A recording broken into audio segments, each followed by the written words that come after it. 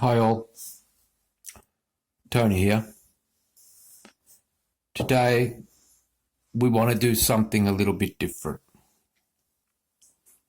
We want to look at the International Covenant on Civil and Political Rights, adopted 16th of December 1966 by the General Assembly Resolution 2200A. 2200A. This is the main document of your rights. The other two main documents could be the Human Rights Charter, which is not ratified by all nations, and the other one is the Nuremberg trials. And there's probably local laws and other data literature you can use to form a case.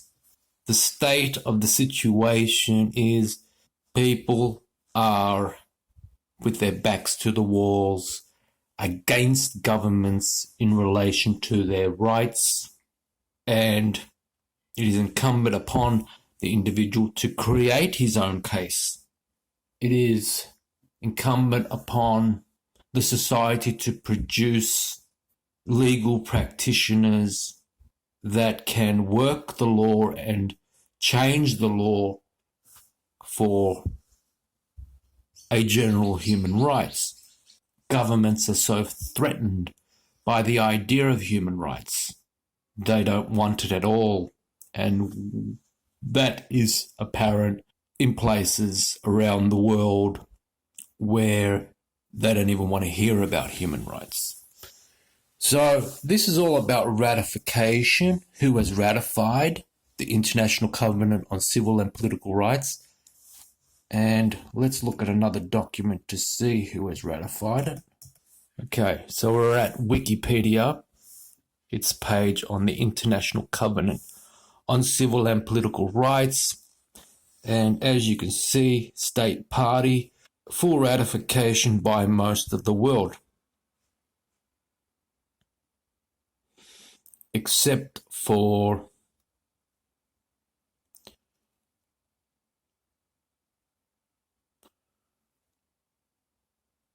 China, which is a signatory, but that has not ratified. Looks like Saudi Arabia is a non-party, non-signatory.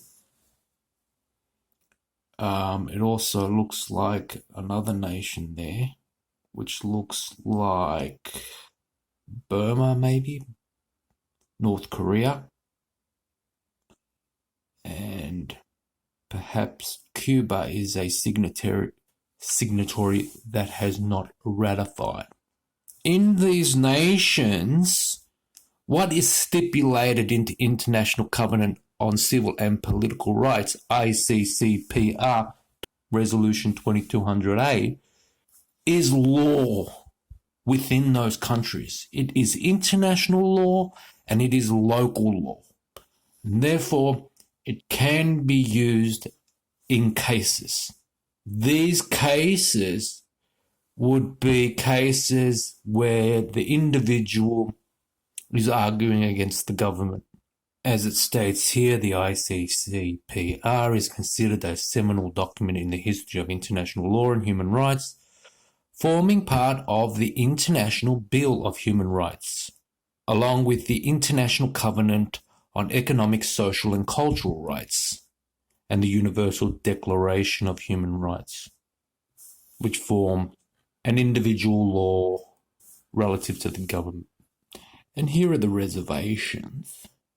See, the United States has made reservations that one of the articles should restrict the right of free speech and association. Governments are against the expansion of these rights. It is incumbent upon individuals and legal-minded people to expand these rights and to hold governments accountable to these rights and that whole system. Because governments are against human rights, by and large. You see, the covenant is not directly enforceable in Australia, okay? So you have all of these governments doing yes, we're all in the spirit of the United Nations and we've ratified, we're fully ratified it, and we can show everybody how advanced we are, and then we can go quietly away and change our clothing and be the devil and then persecute people in contravening these rights after ratification. That's the situation. That's the situations with these governments. Now, if you're from a powerful nation and you wind up in a weak nation and you use these civil and political rights along with other methods, you may get deported. You may be sent home, okay? Because they don't want, for example, China coming and busting things up, or United States coming around and busting things up. They much rather just get rid of you, send you back, and not keep you in prison for a long time. But if you're from a weak nation, even though these nations are signatories, they're fully ratified these political rights, and therefore all of the individuals in that nation, through this full ratification, it becomes domestic law in these countries.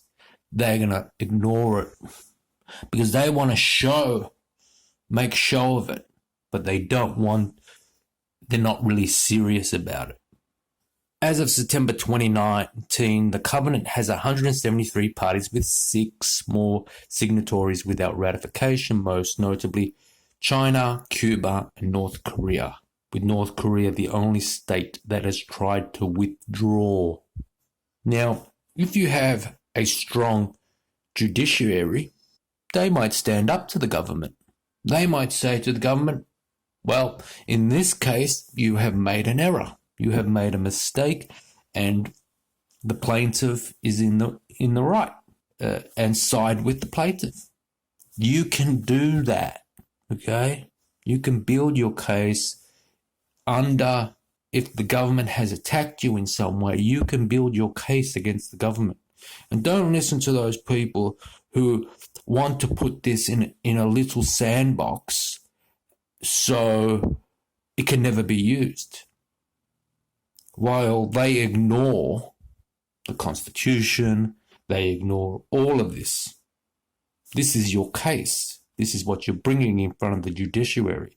This is the data that you have for building your case. So we have to know what's in it. We always want to choose a case that we can win from the start. We don't want to involve ourselves in cases that we can't win. Now, we don't want to submit to government regardless of the case. Okay? We want to bring the case to the judiciary, but we want to, by advice, or if we have our own skill, to fight cases that we can win on the merit, on the basis of what the law is, not on the basis of submitting partially to government. That's what we want the judiciary to be. We want it to be impartial. We don't want a judiciary that sides with government on every issue. We want a judiciary that knows the laws and knows the spirit of the nation and upholds that. So we have to read it. So the entry into force 23rd of March 76 in accordance with Article 49. Preamble.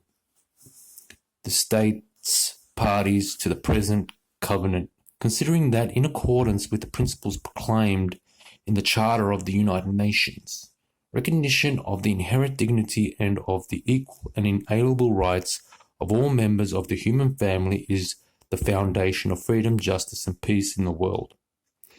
Recognizing that these rights derive from the inherent dignity of the human person. Recognizing that, in accordance with the Universal Declaration of Human Rights, the ideal of free human beings enjoying civil and political freedom and freedom from fear and want can only be achieved if conditions are created whereby everyone may enjoy his civil and political rights as well as his economic, social, and cultural rights, considering the obligation of states under the Charter of the United Nations to promote universal respect for and observance of human rights and freedoms. Realizing that the individual having duties to other individuals and to the community to which he belongs is under a responsibility to strive for the promotion and observance of the rights recognized in the present covenant, agree upon the following articles. So, as the introduction, the preamble, we can see that this document is about civil rights, political rights, as well as economic, social, and cultural rights with respect to freedoms and justices and peace. Okay? It is not a document about some group going around harassing other groups for whatever reason. Part 1, Article 1. 1. All peoples have the right to self-determination. By virtue of that right, they freely determine their political status and freely pursue their economic, social, and cultural development. 2. All peoples may, for their own ends, freely dispose of their natural wealth and resources without prejudice to any obligations arising out of international economic cooperation based upon the principle of mutual benefit. In international law, in no case may a person be deprived of his own means of subsistence. 3. The states parties to the present covenant, including those having responsibility for the administration of non-self-governing trust territories, shall promote the realization of the right of self-determination and shall respect that right in conformity with the provisions of the Charter of the United Nations. Now, as you read these articles, your case is building. You're supposed to be finding fuel to argue against whatever it is you're arguing against, if it is applicable. Okay? Now, to digress, we are in a situation where it is the individual versus the group. Okay? And the bigger the group, the more it can control everything else. Okay? So through becoming part of a group, you can then commit crime. But as an individual, you are very limited in any committing of crime because you're up against the group. Okay? Internationally, it's groups versus groups. And which group has the biggest military commits the crimes. And if a group doesn't have a big military, it probably won't commit that many crimes internationally. That's the dialectic. That's the truth of nature. Part 2, Article 2. 1. Each state party to the present covenant undertakes to respect and to ensure that all individuals within its territory and subject to its jurisdiction, the rights recognized in the present covenant without distinction of any kind, or such as race, color, sex, language, religion, political or other opinion, national or social origin, property, birth, or status. 2.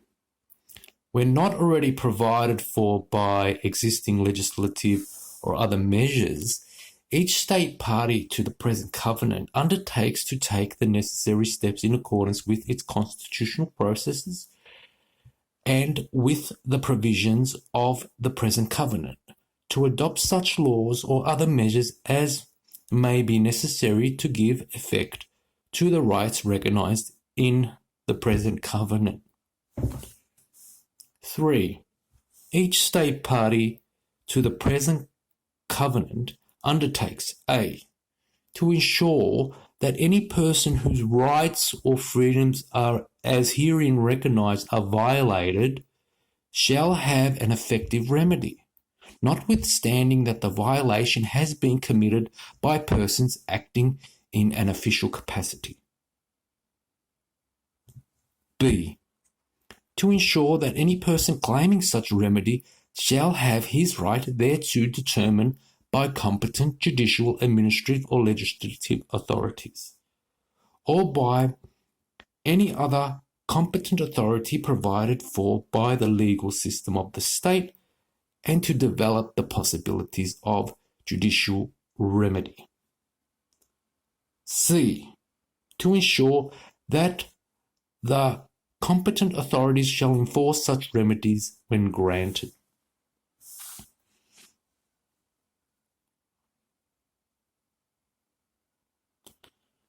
Article 3.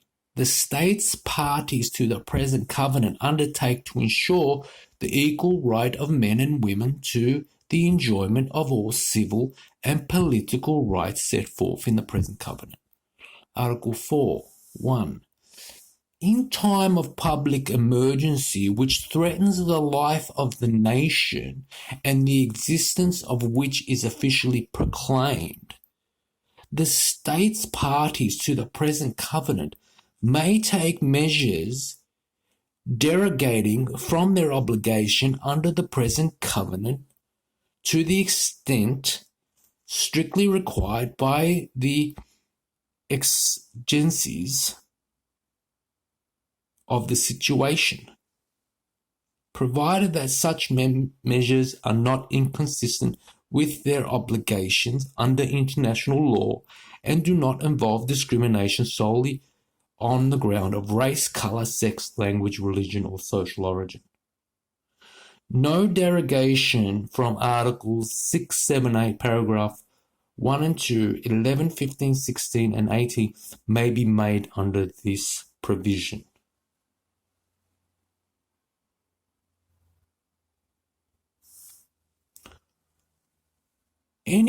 Number 3. Any state party to the present covenant availing itself of the right of derogation shall immediately inform the other state parties to the present covenant through the intermediary of the Secretary General of the United Nations of the provisions from which it has derogated and of the reasons by which it was actuated. A further communication shall be made through the same intermediary on the date on which it terminates such derogation.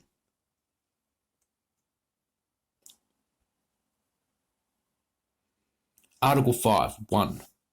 Nothing in the present covenant may be interpreted as implying for any state, group, or person any right to engage in any activity or perform any act aimed at the destruction of any of the rights and freedom recognized herein, or at their limitation to a greater extent than is provided for in the present covenant. 2. There shall be no restriction upon or derogation from any of the fundamental human rights recognized or existing in any state party to the present covenant pursuant to law, conventions, regulations, or custom on the pretext that the present covenant does not recognize such rights or that it recognizes them to a lesser extent. Part 3, Article 6.1. Every human being has the inherent right to life. This right shall be protected by law. No one shall be arbitrarily deprived of his life. 2. In countries which have not abolished the death penalty, sentence of death may be imposed only for the most serious crimes in accordance with the law in force at the time of the commission of the crime and not contrary to the provisions of the present covenant and to the Convention on the Prevention and Punishment of the Crime of Genocide. This penalty can only be carried out pursuant to a final judgment rendered by a competent court.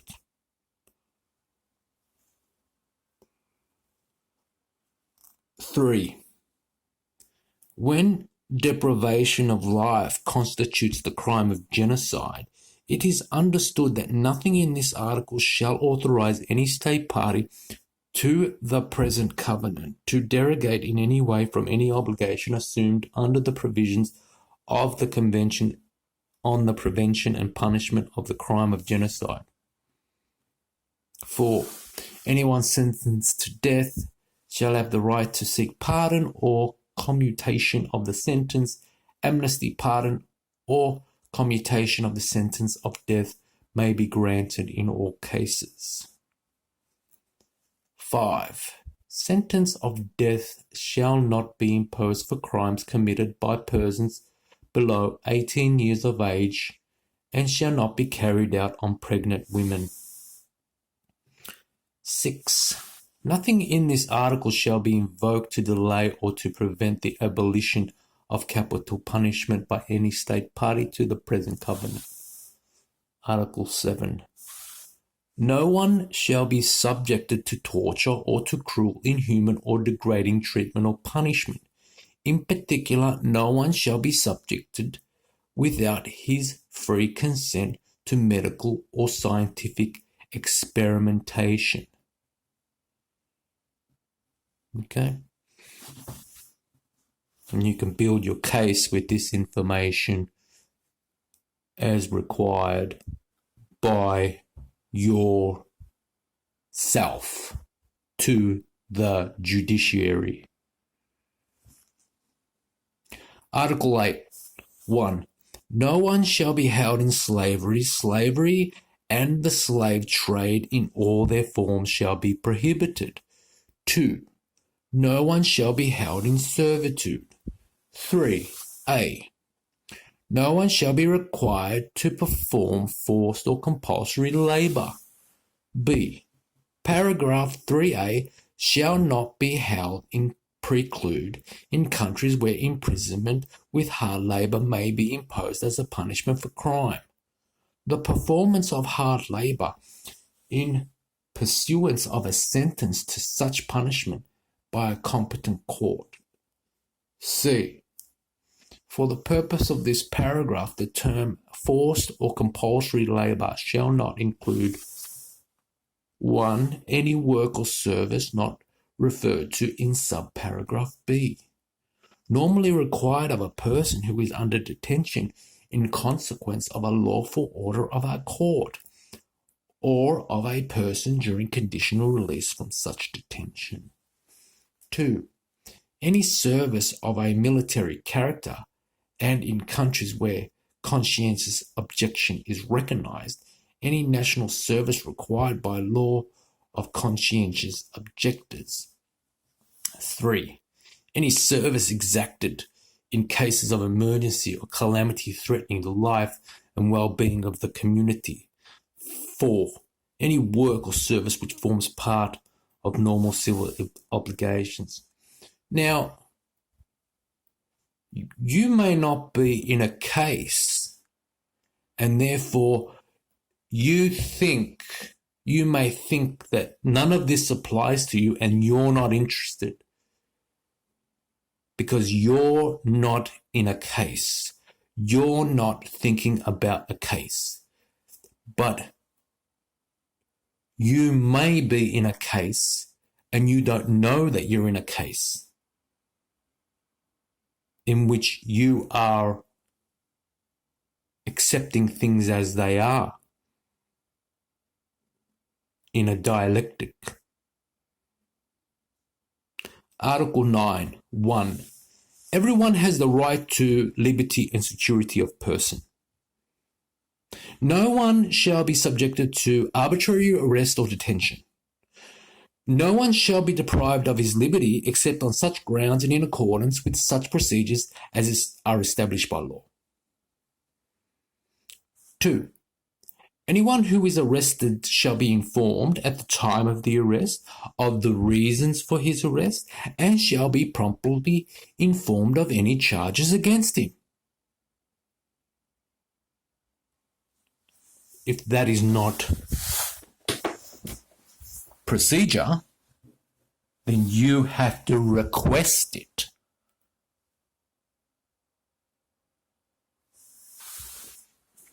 Three, anyone arrested or detained on a criminal charge shall be brought promptly before a judge or any other officer authorised by law to exercise judicial power and shall be entitled to trial within a reasonable time or to release. This is called habeas corpus. It shall not be the general rule that persons awaiting trial shall be detained in custody. Okay? It shall not be general rule that persons awaiting trial shall be detained in custody, but release may be subject to guarantees to appear for trial at any other stage of the judicial proceedings and should occasionally arise for execution of the judgment. Remember that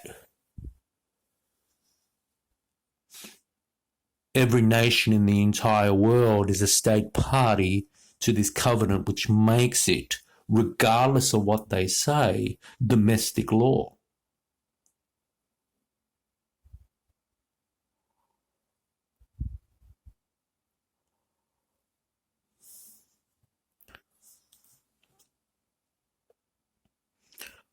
Anyone who is deprived of his liberty by arrest or detention shall be entitled to take proceedings before a court, in order that the court may decide without delay on the lawfulness of his detention and order his release if detention is not lawful.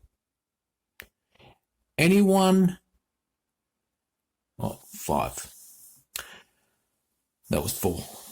who has been a victim of unlawful arrest or detention shall have an enforceable right to compensation. So if you are held in detention and have not committed a crime, you have a right to compensation. They have to compensate you. They can't hold you somewhere against your will for any reason. Article 10. All persons deprived of their liberty shall be treated with humanity and with respect for the inherent dignity of the human person. 2A. Article 10. 1. 2A.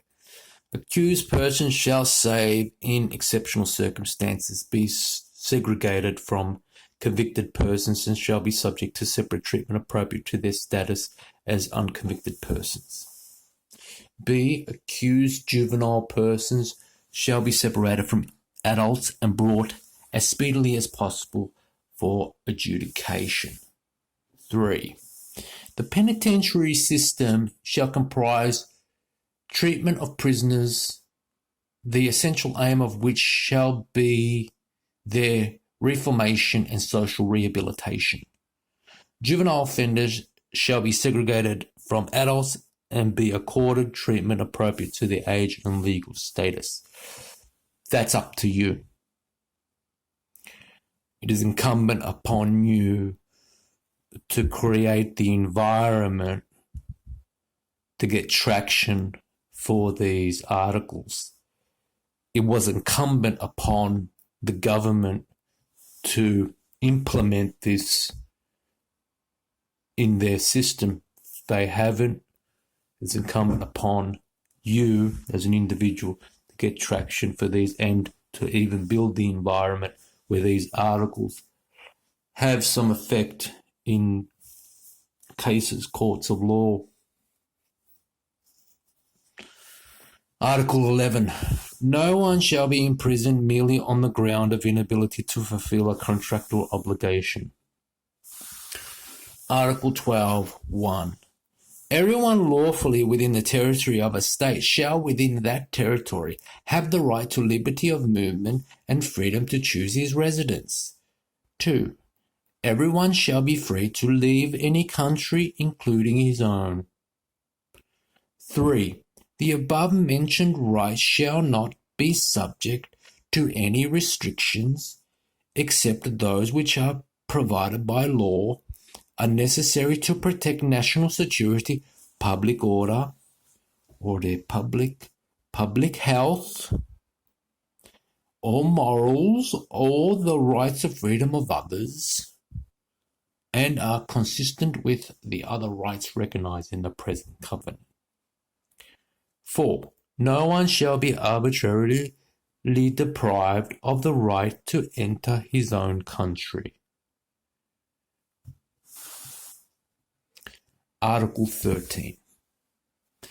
An alien lawfully in the territory of a state party to the present covenant may be expelled therefrom only in persuasions of a decision reached in accordance with the law, and shall, except where compelling reasons of national security otherwise require, be allowed to submit the reasons against his expulsion, and to have his case reviewed, and be represented for the purpose before the competent authority or a person or persons especially designated by the competent authority.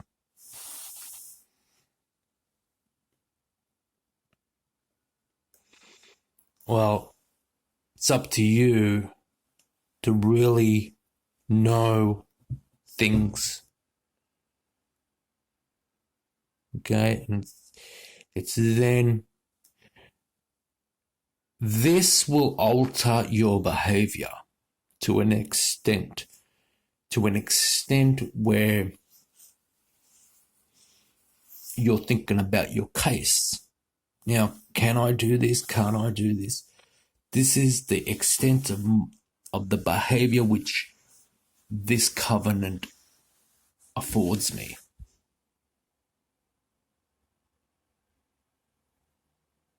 Okay, and there is your case. And now, if you fall outside of that, you're in that grey area, and if you go too far out of it, then you know that you got a bad case, and that's a whole different scenario. Article 14.1.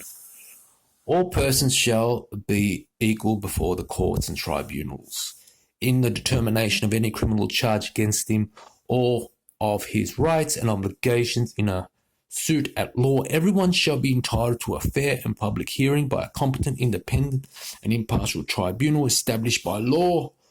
The press and the public may be excluded from all or part of a trial for reasons of morals, public order, public or national security in a democratic society, or when the interest of the private lives of the parties so requires, or to the extent strictly necessary in the opinion of the court in special circumstances where publicity would prejudice the interests of justice, but any judgment rendered in a criminal case or in a suit at law shall be made public except where the interest of juvenile persons otherwise requires, or the proceedings concern matrimonial disputes or the guardianship of children. 2. Everyone charged with a criminal offence shall have the right to be presumed innocent until proved guilty according to law. 3.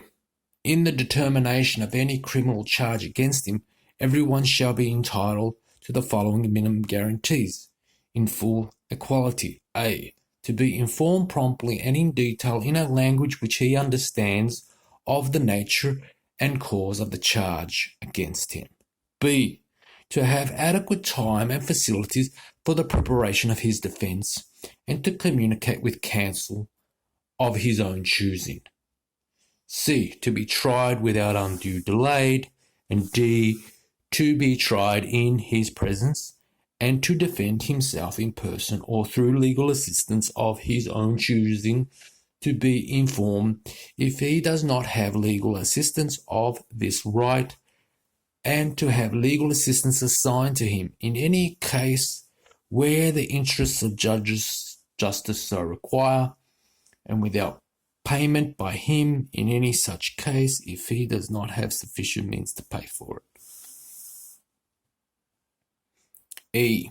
To examine or have examined the witnesses against him and to obtain the attendance and examination of witnesses on his behalf under the same conditions as witnesses against him.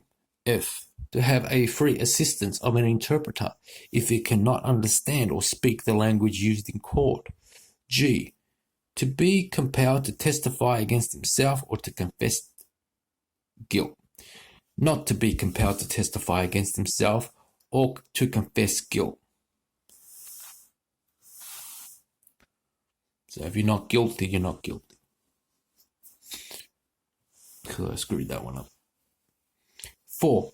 In the case of juvenile persons, the procedure shall be such as will take account of their age and the desirability of promoting their rehabilitation. 5.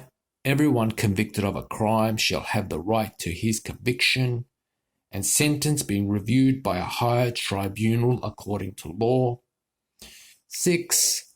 When a person has a final decision being convicted of a criminal offence and when subsequently his conviction has been reversed or he has been pardoned on the ground that a newly discovered facts shows conclusively that there has been a miscarriage of justice, the person who has suffered punishment as a result of such conviction shall be compensated according to law unless it is proved that the non-disclosure of the unknown fact in time is wholly or partly attributable to him. 7. No one shall be liable to be tried or punished again for an offence for which he has already been finally convicted or acquitted in accordance with the law and penal procedure of each country. Article 15.1. No one shall be held guilty of any criminal offence on account of any act or omission which did not constitute a criminal offence under national or international law at the time when it was committed, nor shall a heavier penalty be imposed than the one that was applicable at the time when the criminal offence was committed, if subsequent to the commission of the offence, provision is made by law for the imposition of the lighter penalty. The offender shall benefit thereby. Kind of monopoly.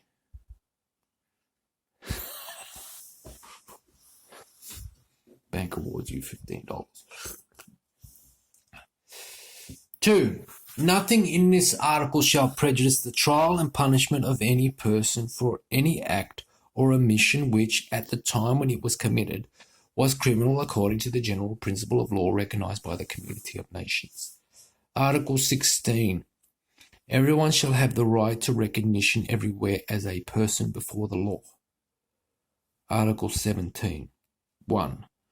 No one shall be subjected to arbitrary or unlawful interference with his privacy, family, home, or correspondence, nor to unlawful attacks on his honour and reputation.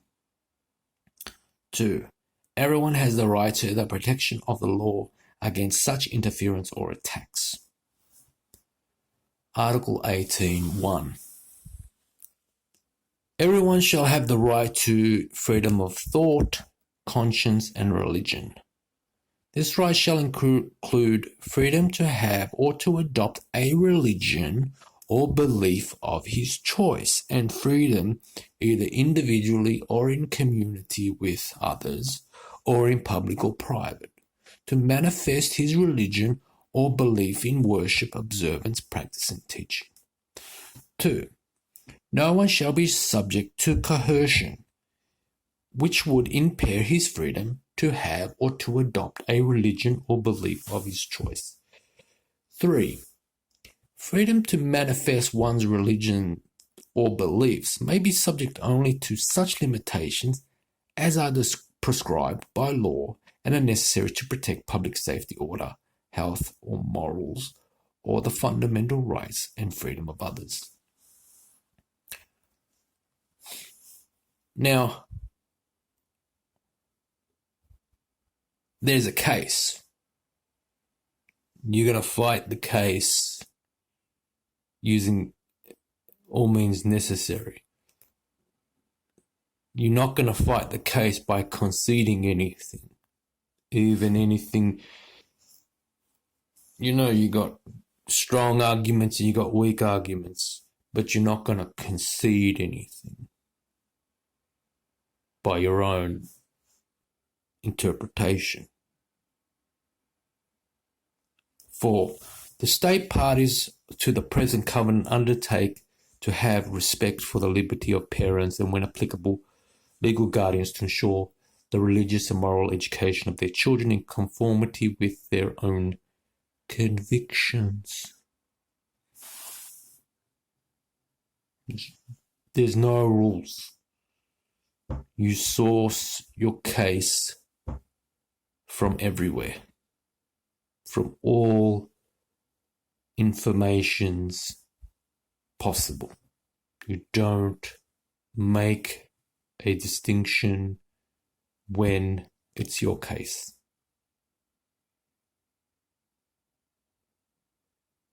Article 19. 1. Everyone shall have the right to hold opinions without interference. 2. Everyone shall have the right to freedom of expression. The right shall include freedom to seek, receive, and impart information and ideas of all kinds, regardless of frontiers, either orally, in writing, or in print, in the form of art, or through any other media of his choice. 3.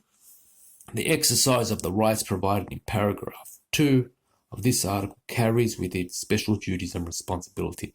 It may therefore be subject to certain restrictions, but these shall only be such as are provided by law and are necessary. A. For respect of the rights and reputation of others. B. For protection of national security or of public order or the public, or of public health or morals.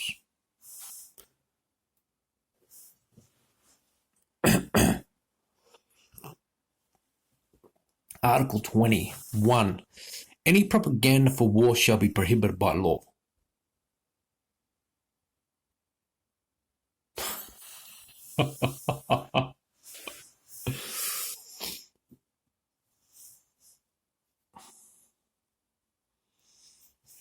Two, any advocacy of national, racial, or religious hatred that constitutes incitement to discrimination, hostility, or violence shall be prohibited by law. Only just one or two. Either or.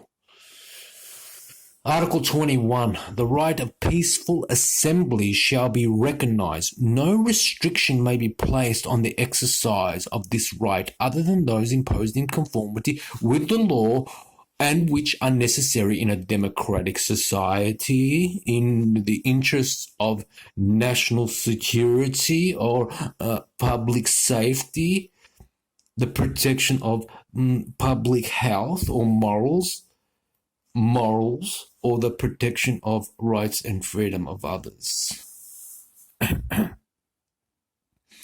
Article 22. 1. Everyone shall have the right to freedom of association with others, including the right to form and join trade unions for the protection of his interests.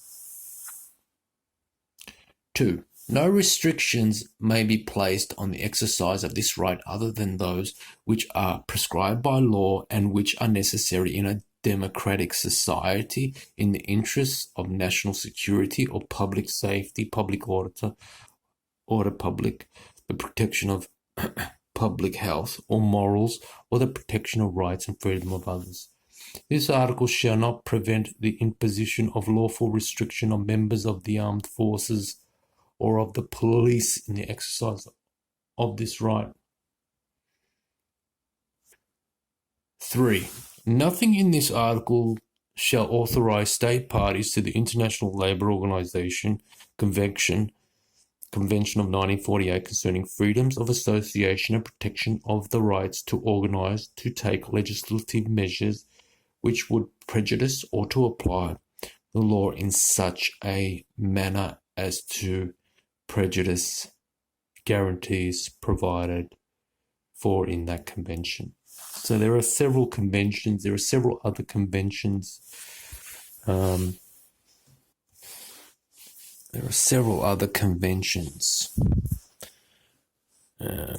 have a look. There are several other conventions coming out of the United Nations, such as the Charter of Human Rights and Responsibilities.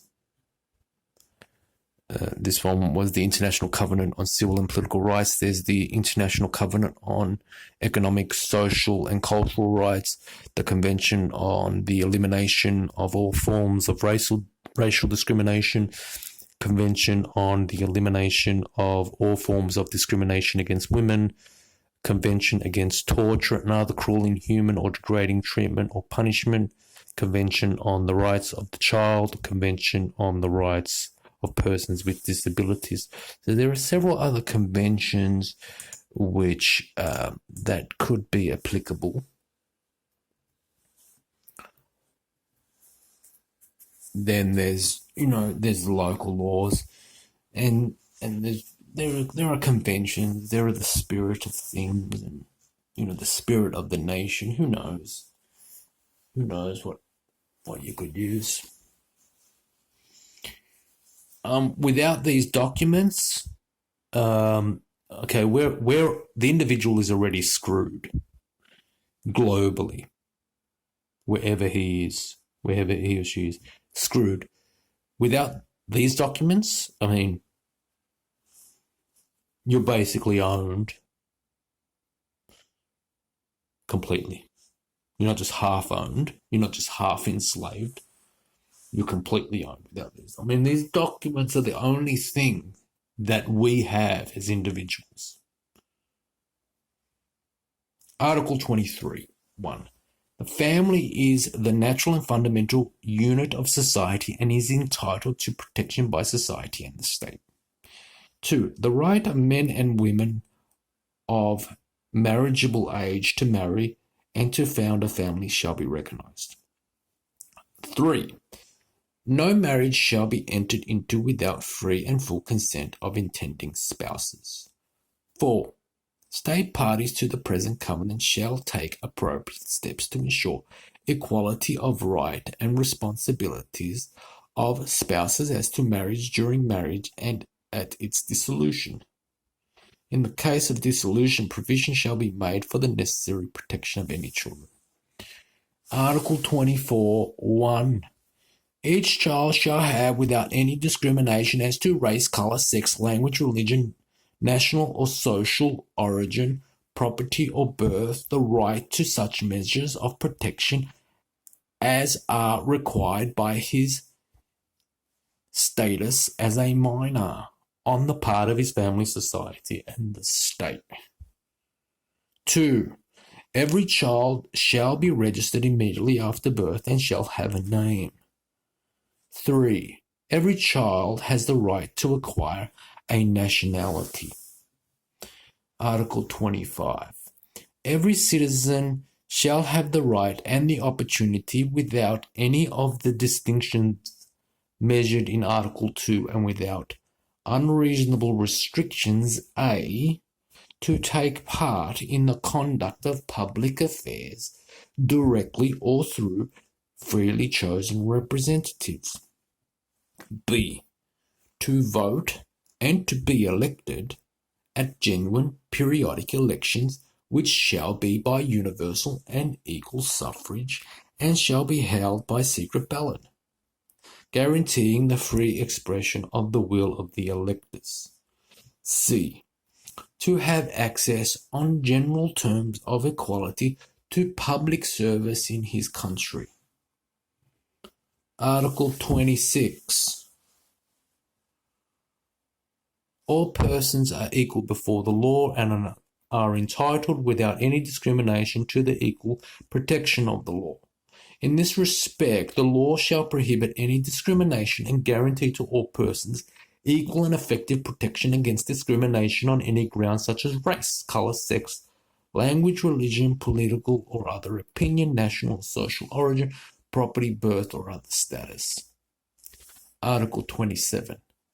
In those states in which ethnic, religious or linguistic minorities exist, persons belonging to such minorities shall not be denied the right, in community with other members of their group, to enjoy their own culture, to confess and practice their own religion, or to use their own language. Part 4. Article 28. 1. There shall be established a Human Rights Committee, hereafter referred to in the present covenant as the Committee. It shall consist of 18 members, and shall carry out the functions hereinafter provided. 2.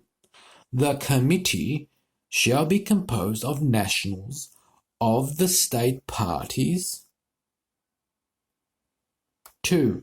The Committee shall be composed of nationals of the states parties to the present covenant, who shall be persons of high moral character and recognized competence in the field of human rights. Consideration be given to the usefulness of the participation of some persons having legal experience. C. The members of the committee shall be elected and shall serve in their personal capacity. Article 29. The members of the committee shall be elected by secret ballot from a list of persons possessing the qualifications prescribed in Article 28 and nominated for the purpose by the state parties to the present covenant. 2. Each state party to the present covenant may nominate not more than 2 persons. These persons shall be nationals of the nominating state. 3. A person shall be eligible for renomination. I don't know about this committee. I've never heard the Human Rights Committee. Maybe you should write your letter to the Human Rights Committee if you have grievances. Perhaps if they get enough letters, it becomes an issue with them. Article 30. 1. The initial election shall be held no later than 6 months after the date of the entry into force of the present covenant. 2. At least 4 months before the date of each election to the committee, other than an election to fill a vacancy declared in accordance with Article 34, the Secretary-General of the United Nations shall address a written invitation to the states parties to the present covenant to submit their nomination for membership of the committee within 3 months. 3.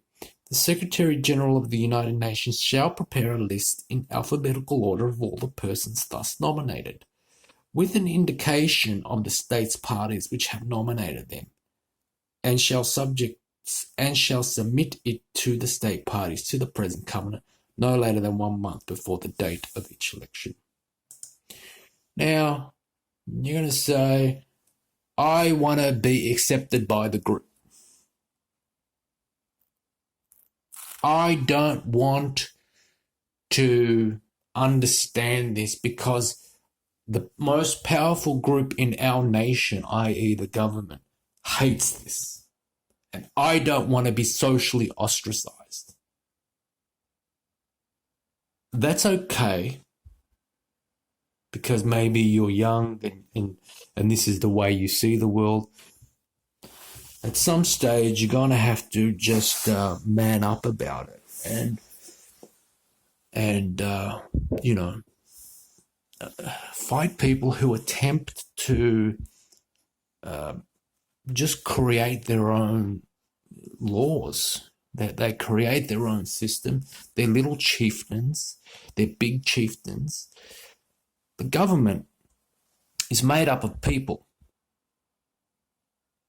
It's a group, but in the group is just people, and they have used the government for their sustenance. They have seen that the government has a lot of money and power, and they have determined that if they can get into government, they too will have a lot of power and a lot of money.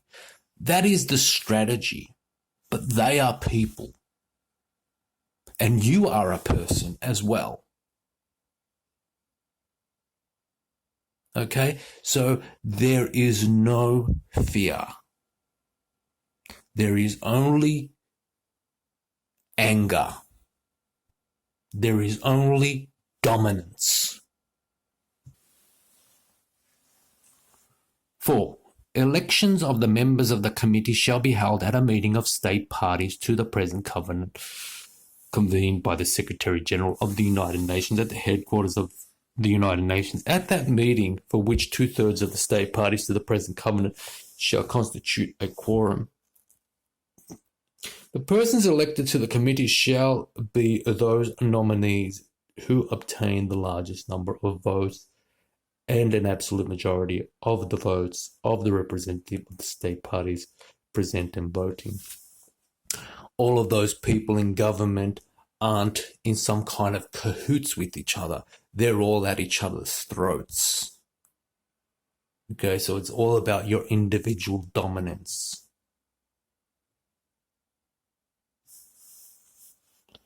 Article 31. 1. The committee may not include more than one national of the same state. 2. In the election of the committee, consideration shall be given to equitable geographical distribution of membership and to the representation of the different forms of civilization and of the principal legal systems. Article 32. 1. The members of the committee shall be elected for a term of 4 years. They shall be eligible for re-election if renominated. However, the terms of 9 of the members elected at the first election shall expire at the end of 2 years. Immediately after the first election, the names of these 9 members shall be chosen by lot by the chairman of the meeting referred to in Article 30, paragraph 4.2. Elections at the expiry of office shall be held in accordance with the preceding articles of this part of the present covenant. Now, you have DEAR. DEAR, the strategy of DEAR is safety in numbers. Okay, and then you have the predator who picks one out of the flock for its food. Okay, this state that you're in which you just want to be a deer in the flock and have a safety by number, that is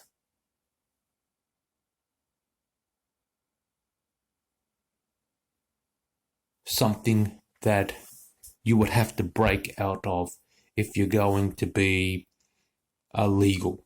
Because in legal, you are not a deer. In legal, you are positioning yourself in relation to the law against everyone and everything. And depending on how good you are at it, you will function within those laws. This is what you can do. This is what you can't do. You probably don't have somebody trying to push your agenda forward. And so you're kind of saying, I can't win this. I could probably win that. If that person contravenes the law, I could get him. If that person, if I'm against the law, I probably can't win this, and that's how you determine how you behave. But you don't behave by being compliant and super subservient. That is you're just being a deer in a pack, choosing safety in numbers as your strategy to get through a situation which is so scary and so overwhelming. That's not what we're doing here. We are learning the law. Who has to abide by the law? Everyone. The problem is that when somebody doesn't abide by the law because of their position, because they have a position and they might be, and they suddenly now aren't abiding by the law, and you have a judiciary which is impartial, which is partial to that. That is a systemic problem of your system. Okay? That is a very systemic and very dangerous situation of your system, because now you are given into a natural type of idea where you're bowing down to your God rather than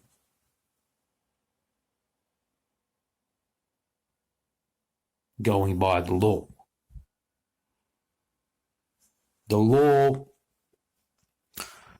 law can change if people are expert enough to be in the position to change the law. Okay, so you have marijuana being illegal and people getting sent to jail for marijuana, for some people for many years, because they had a joint in some place and they were puffing a joint. In some places in the world, maybe they were puffing a joint and maybe they got murdered. They got killed. They got criminal punishment, capital punishment. Okay? And then suddenly they decide that marijuana can be legal in some cases, in some places. But that doesn't happen on its own. It happens because they probably put a financial case to these people in government, and things happened that we don't speak about, and laws were changed.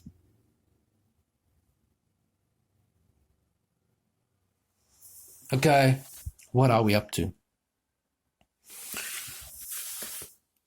Term 4 years, elections at the expiry in accordance with the preceding articles. 2. Elections at the expiry of office shall be held in accordance with the preceding articles of this part of the present covenant. Article 33, 1.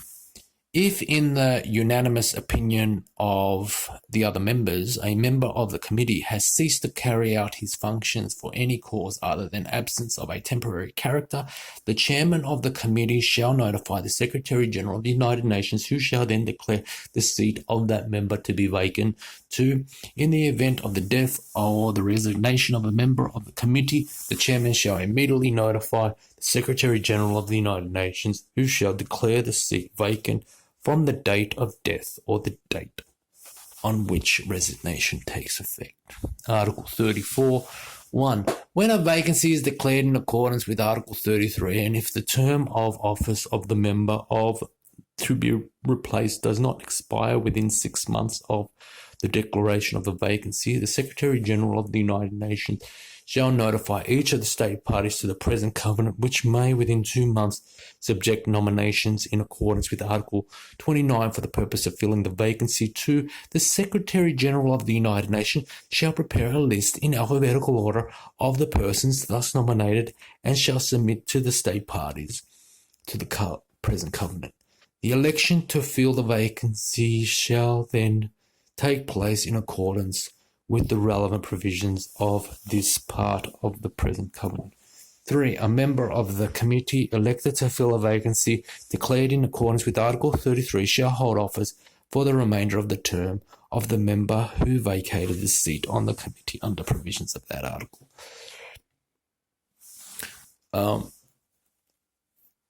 So Americans want to act all, patriotic and get on their high horse about their constitution and how, the constitution. I've been to the United States, I've been all over the world.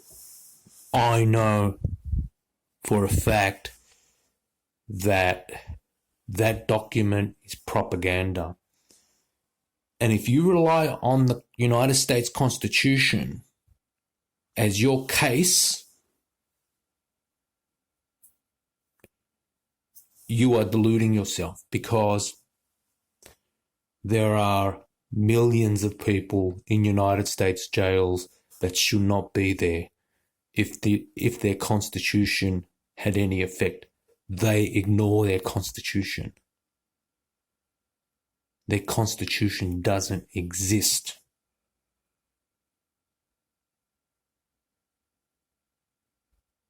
There are people in United States jails who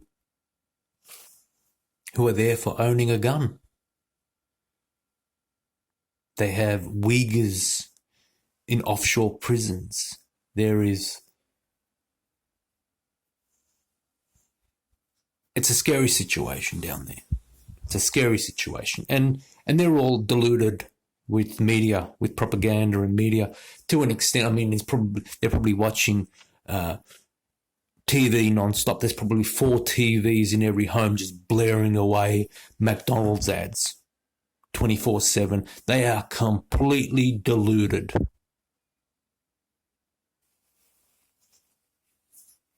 Article 35. The members of the committee shall, with the approval of the General Assembly of the United Nations, receive emoluments from the United Nations resources on such terms and conditions as the General Assembly may decide, having regard to the importance of the committee's responsibility. 36. The Secretary General of the United Nations shall provide the necessary staff and facilities for the effective performance of the function of the committee under the present covenant. 37. Article 37. 1. The Secretary General of the United Nations shall convene the initial meeting of the committee at the headquarters of the United Nations. 2. After the initial meeting, the committee shall meet at such times as shall be provided in his rules of procedure. 3. The committee shall normally meet at the headquarters of the United Nations or at the United Nations office at Geneva. Now, I know, I've been in the United States, I've been all over the world. I know that people in the United States would, hate me for saying that, but I've been there. Look, I know how it is. I've dealt with their government. I've done all that. They don't care about their constitution. They are in fascism. They are in heavy fascism, and they are under micro-level control. Right? They can't even paint the house. They can't even paint a wall in their house without the government showing up to their house to inspect something. Okay. Article 38. Every member of the committee shall, before taking up his duties, make a solemn declaration in open committees that he will perform his function impartially or conscientiously. Article 39. 1. The committee shall elect its officers for a term of 2 years. They may be re-elected. 2. The committee shall establish its own rules of procedure, but these rules shall provide inter alia that A. 12 members shall constitute a quorum. B. Decisions of the committee shall be made by a majority vote of the members present. Article 40. 1. The state parties to the present covenant undertake to submit reports on the measures they have adopted, to which gives effect to the rights recognized herein and on the progress made in the enjoyment of those rights. A. Within 1 year of the entry into force of the present covenant for the states parties concerned. B. Thereafter, whenever the committee so requests. 2. All reports shall be submitted to the Secretary-General of the United Nations, who shall transmit them to the Committee for consideration. Reports shall indicate the factors and difficulties, if any, affecting the implementation of the present covenant. 3. The Secretary-General of the United Nations may, after consultation with the Committee, transmit to the specialized agency concerned copies of such parts of the reports as may fall within their field of competence. 4. The Committee shall study the reports submitted by the state parties to the present covenant. It shall transmit the reports and such general comments as it may consider appropriate to the state parties. The Committee may also transmit to the Economic and Social Council these comments along with the copies of the reports it has received from state parties and to the present covenant. 5. The state parties to the present covenant may submit to the Committee observations on any comments that may be made in accordance to paragraph 4 of this article. Article 41A. A state party to the present covenant may at any time declare under this article that it recognises the competence of the Committee to receive and consider communications to the effect that a state party claims that another state party is not fulfilling its obligation under the present covenant. Communications under this article may be received and considered only if submitted by a state party which has made a declaration recognising in regard to itself the competence of the Committee. No communication shall be received by the Committee if it concerns a state party which has not made such a declaration. Communications received under this article shall be dealt with in accordance with the following procedure. A. If a state party to the present covenant considers that another state party is not giving full effect to the provisions of the present covenant, it may, by written communication, bring the matter to the attention of that state party. Within 3 months after the receipt of the communication, the receiving state shall afford the state which sent the communication an explanation or any statement in writing clarifying the matter, which should include, to the extent possible and pertinent, reference to domestic procedures and remedies taken, pending, or available in the matter. That's a lot of work. They've got a lot of work to do. B. If the matter is not adjusted to the satisfaction of both state parties concerned within 6 months after the receipt by the receiving state of the initial communication, either state shall have the right to refer the matter to the Committee by notice given to the Committee and to other state. C. The Committee shall deal with a matter referred to it only after it has ascertained that all available domestic remedies have been invoked and exhausted in the matter, in conformity with generally recognized principles of international law. This shall not be the rule where the application of the remedies is unreasonably prolonged. I wonder where all of those documents are. There'll be a fun read about why are they still in contravened of this document. D. The Committee shall hold closed meetings when examining communications under this article. E. Subject to the provisions of subparagraph C, the Committee shall make available its good offices to the states parties concerned with a view to a friendly solution of the matter on the basis of respect for human rights and fundamental freedoms as recognized in the present covenant. F. If any matter referred to it, the Committee may call upon the states parties concerned referred to in a paragraph. B. To supply any relevant information. G. The states parties concerned referred to in subparagraph B shall have the right to be represented when the matter is being considered in the Committee and to have submissions orally or in writing H. The Committee shall, within 12 months after the date of receipt of notice under subparagraph B, submit a report. 1. If a solution within the terms of subparagraph E is reached, the Committee shall confine its reports to a brief statement of the facts and of the solution reached. 2. If a solution within the terms of subparagraph E is not reached, the Committee shall confine its reports to a brief statement of the facts The written submissions and record of the oral submissions made by the states parties concerned shall be attached to the report. In every matter, the report shall be communicated to the state parties concerned. 2. The provisions of this article shall come into force when 10 states parties to the present covenant have made declaration under paragraph 1 of this article. Such declarations shall be deposited by the states parties with the Secretary-General of the United Nations, who shall transmit copies thereof to the other states parties.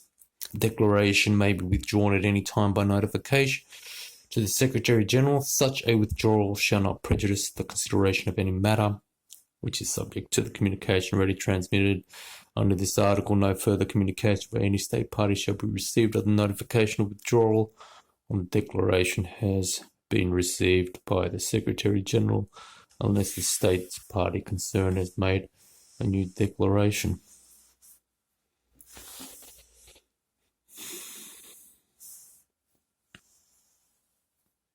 Article 42, 1A. If a matter referred to the committee in accordance with Article 41 is not resolved to the satisfaction of the state parties concerned, the committee may, with prior consent of the state party concerned, appoint an ad hoc conciliation commission, hereinafter referred to as the commission. The good offices of the commission shall be made available to the state parties concerned with a view to an amicable solution of the matter on the basis of respect for the present covenant. B. The commission shall consist of 5 persons acceptable to the state parties. If the states parties concerned fail to reach agreement within 3 months on all or part of the composition of the commission, the members of the commission concerning whom no agreement has been reached shall be elected by secret ballot by a 2/3 majority vote of the committee from among its members. 2. The members of the commission shall serve in their personal capacity. They shall not be nationals of the states parties concerned or of a state not party to the present covenant, or of a state party which has not made a declaration under Article 41. 3. The Commission shall elect its own chairman to adopt its own rules of procedure. 4. The meetings of the Commission shall normally be held at the headquarters of the United Nations or at the United Nations office at Geneva. However, they may be held at such other convenient places as the Commission may determine in consultation with the Secretary-General of the United Nations and the states parties concerned. 5. The Secretariat, provided in accordance with Article 36, shall also service the Commissions appointed under this article. 6. The information received and collated by the Commission shall be made available to the Commission, and the Commission may call upon the states parties concerned to supply any other relevant information. 7. When the Commission has fully considered the matter, but in any event not later than 12 months after having been seized of the matter, it shall submit to the chairman of the committee a report for communication to the states parties concerned. A.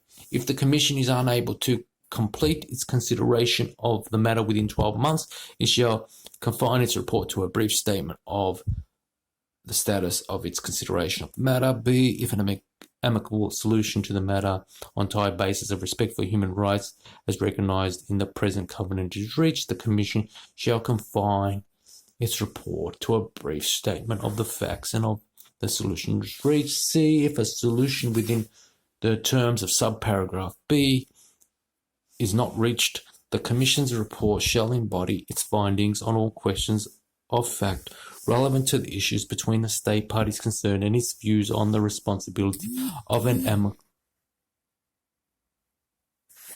amicable solution of the matter.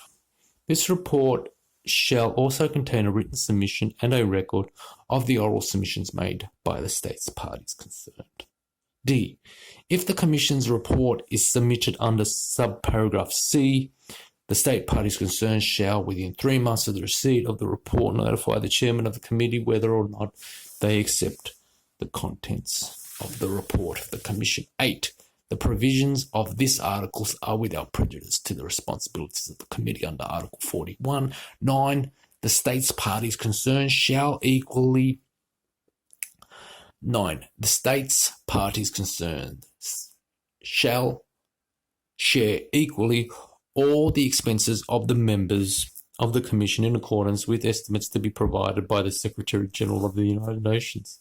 10. The Secretary-General of the United Nations shall be empowered to pay the expenses of the members of the Commission if necessary before reimbursement by the states parties concerned in accordance with paragraph 9 of the article. Article 43. The members of the committee and of the ad hoc conciliation commissions, which may be appointed under Article 42, shall be entitled to the facilities, privileges, and immunities of experts on mission for the United Nations as laid down to the relevant sections of the Convention of the Privilege and Immunities of the United Nations. 44. The provisions for the implementation of the present covenant shall apply without prejudice.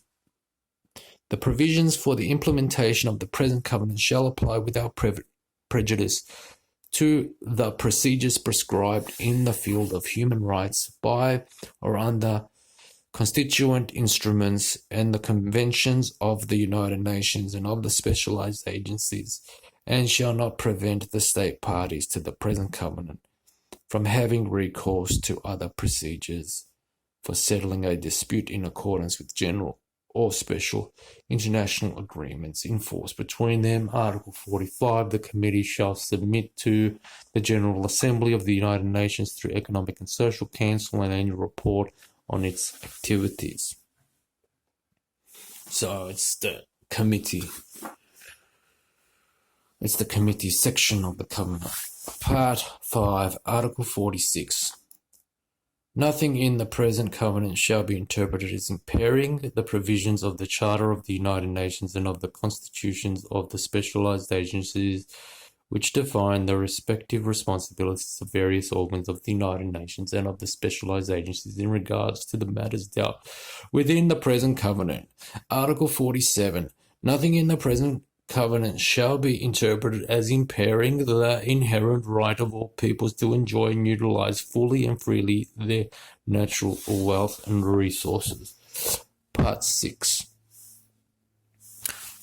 Article 48. 1. The present covenant is open for signature by any state member of the United Nations or member of any of its specialized agencies, by any state parties to the statute of the International Court of Justice, and by any other state which has been invited by the General Assembly of the United Nations to become a party to the present covenant.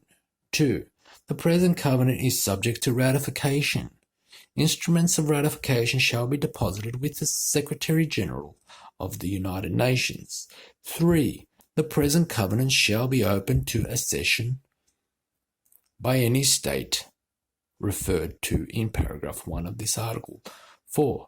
Accession shall be effected by the deposit of an instrument of accession with the Security Council of the United Nations. 5. The Secretary-General of the United Nations shall inform all states which have signed this covenant or acceded to it of the deposit of each instrument of ratification of accession. Article 49. 1. The present covenant shall enter into force 3 months after the date of the deposit with the Security Council of the United Nations of the 35th Instrument of Ratification or Instrument of Accession. 2. For each state ratifying the present covenant or acceding to it after the deposit of the 35th Instrument of Ratification or Instrument of Accession, the present covenant shall enter into force 3 months after the date of the deposit of its own instrument or ratification or instrument of accession. Article 50. The provisions of the present covenant shall extend to all parties of federal state without any limitations or exceptions. I wonder what that means. The provisions of the present covenant shall extend to all parts of federal states without any limitations or exceptions. Article 51. 1. Any state to the present covenant may impose an amendment or file it with the Secretary General of the United Nations, the Secretary General.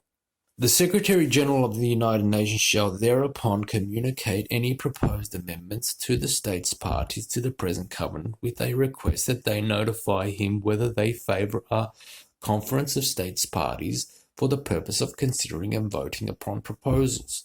In the event that at least 1/3 of the states parties favours such a conference, the Secretary General shall convene the conference under auspices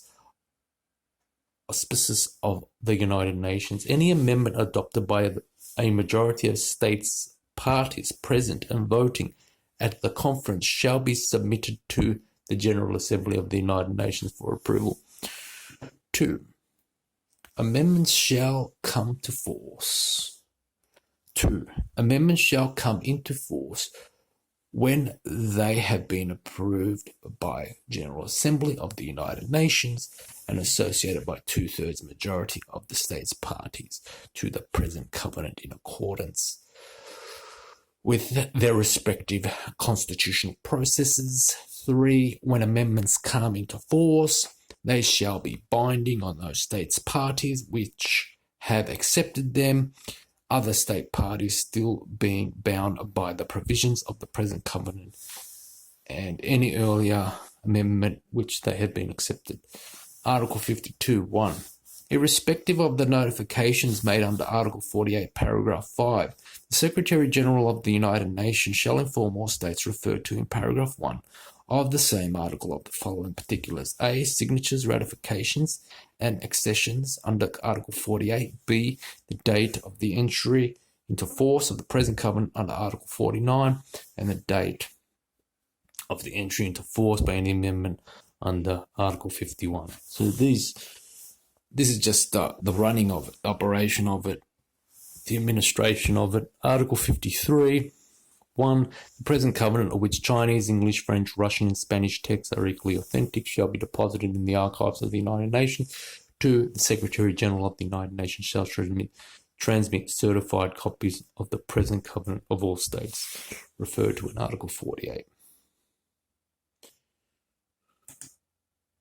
That's it. That was the International Covenant on Civil and Political Rights. That's the situation. Okay, that was Tony again. Over and out.